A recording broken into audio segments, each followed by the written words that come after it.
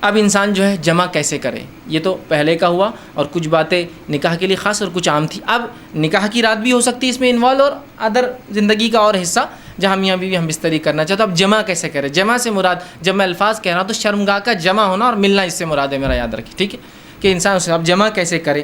اس کے تعلق سے بہت ساری غلط فہمیاں ہوتی ہیں، انشاءاللہ آج اس کے ازالے کرنے کی کوشش کروں گا.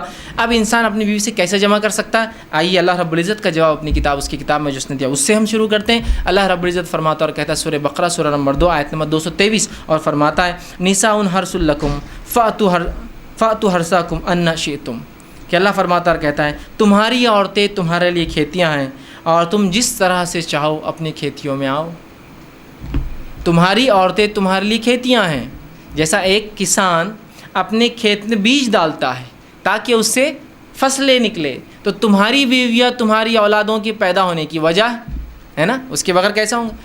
تو تم جو ہے اللہ رب العزت فرما رہا ہے کہ تم جو ہے پھر جہاں سے چاہو وہاں سے اپنے بیویوں میں داخل ہو. ٹھیک، اب اس کے تعلق سے کیا واقعہ آتا ہے اس کے شان نزول میں رکھ دیتا ہوں، تو وہ پہلی بات بالکل انشاءاللہ جو آیت ہے وہ واضح ہو جائیں گے، کلیئر ہو جائیں گے. آئیے، جو ہے صحیح بخاری کی روایت ہے، جابر رضی اللہ عنہ فرماتے اور کہتے ہیں یہودی جو ہے یہ بات کہا کرتے تھے کہ آدمی اگر اپنی بیوی سے شرمگاہ میں اگلے حصے میں جہاں سے اولاد پیدا ہوتی ہے، ٹھیک ہے، وہاں اگر ہم بستری پیچھے سے کھڑے رہ کر کرے، پیچھے ہو کر کرے بیوی کے، سمجھ رہے آپ بات کو، کہ اپنے بیوی سے صحیح جگہ مطلب شرمگاہ کا اگلا حصہ اس میں ہم بستری کرتا ہے جہاں سے اولاد پیدا ہوتی ہے، لیکن پیچھے سے کھڑے رہ کر کرتا ہے تو اس سے اولاد بھینگی پیدا ہوتی ہے، مطلب آنکھیں اس کی سکوئنٹ جس کو کہتے ہیں، مطلب آنکھ ڈھلتی ہوئی یا دونوں آنکھ ڈھلتی ہوئی ہوتی ہے، بانگا جس کو عام زبان میں کہتے ہیں، ٹھیک ہے، یہ بھینگا جس کو بولتے ہیں، تو ویسا پیدا ہوتا ہے. جب یہ بات صحابہ تک پہنچی تو صحابہ نے رسول اللہ سے سوال کیا، اللہ کے رسول، یہودی کہتے ہیں کہ ایسا اگر کرنے سے بچہ بھینگا پیدا ہوتا ہے، سکوئنٹ ہوتی ہے اس کی آنکھیں، ڈھلتی ہوئی ہوتی ہے، خراب ہوتی ہے، دونوں بیچ میں آ جاتی ہے. تو آپ صلی اللہ علیہ وسلم نے اس کے جواب میں اللہ رب العزت نے یہ آیت نازل کی. جب یہ آیت نازل ہوئی تو آپ نے فرمایا اور کہا آگے سے یا پیچھے سے مگر مقام پیدائش میں. آپ نے کیا کہا؟ آگے سے یا پیچھے سے لیکن مقام پیدائش میں. سمجھ رہا؟ مطلب جہاں سے اولاد پیدا ہوتی ہے وہیں انسان کر سکتا ہے، اس کے علاوہ کرنا حرام ہے. انشاءاللہ اس کی تفصیلات آگے رکھوں گا کیا حرام ہے اس معاملے میں، ٹھیک ہے. تو چاہے انسان آگے سے ہو پیچھے سے ہو لیکن مقام پیدائش میں. آئیے دوسری روایت، عبداللہ ابن عباس رضی اللہ عنہ فرماتے ہیں، یہ ابو داؤد کی روایت، آپ نے فرمایا تھوڑی طویل روایت ہے لیکن بہت ساری باتیں علم کی اس میں آ رہی ہے اس روایت کے اندر، بالخصوص اس مسئلے کے تعلق سے. وہ کہتے ہیں مدینہ میں انصار جو ہے یہودیوں کی اتباع کرتے تھے، چونکہ انصار تو مشرک تھے، ان کے پاس کوئی عقیدہ نہیں تھا، یہ تو لیکن اہل کتاب کو یہ بڑا اونچا سمجھتے چونکہ وہ کتاب کے حامل لوگ تھے، تو ہر چیز میں وہ یہودیوں کو فالو کرتے. حتیٰ کہ یہودی اپنے بیویوں کو چت لٹاتے، مطلب چہرہ اوپر اور عورت لیٹی ہے، اور اس کے بعد ہم بستری کرتے، تاکہ اس سے کیا ہوتا ہے سطر کے لیے بھی اچھا ہے. انسان جب مرد لیٹ جاتا ہے عورت پہ تو پوری ڈھک بھی جاتی ہے، تو طہارت کے لیے بھی اچھا ہوتا ہے، اور سطر پوشی کے لیے بھی خامہ کا زیادہ سطر کھلتا نہیں ہے، اچھا ہوتا ہے. تو یہودی صرف اس پوزیشن کو، اس طریقے کو حلال مانتے تھے. چونکہ انصار رسول اللہ صلی اللہ علیہ وسلم کے آنے سے پہلے، اسلام سے پہلے ان کو دیکھتے تھے، ان کو فالو کرتے تھے، اس معاملے میں بھی یہودیوں کو فالو کرتے تھے کہ نہیں یہودی بول رہے تھے اہل کتاب ہے، ان کے پاس ایک دین دھرم تھا جو اللہ کی طرف سے آیا، تو لہٰذا ان کو فالو کرنا چاہیے، تو اس معاملے میں ان کی بھی اتباع کرتے تھے. عبداللہ ابن عباس رضی اللہ عنہ فرماتے ہیں لیکن ہم جو مہاجر تھے، ہم مکے والے لوگ، مکے کے جو لوگ تھے، وہ مختلف قسم سے اپنے بیویوں سے تعلقات قائم کرتے، آگے سے پیچھے سے لٹا کر، ہاتھوں پہ ان کو کھڑے کر کے، مختلف چیزوں سے، اور جنس کی جو ہے ہم بستری کی لذتیں اٹھایا کرتے تھے.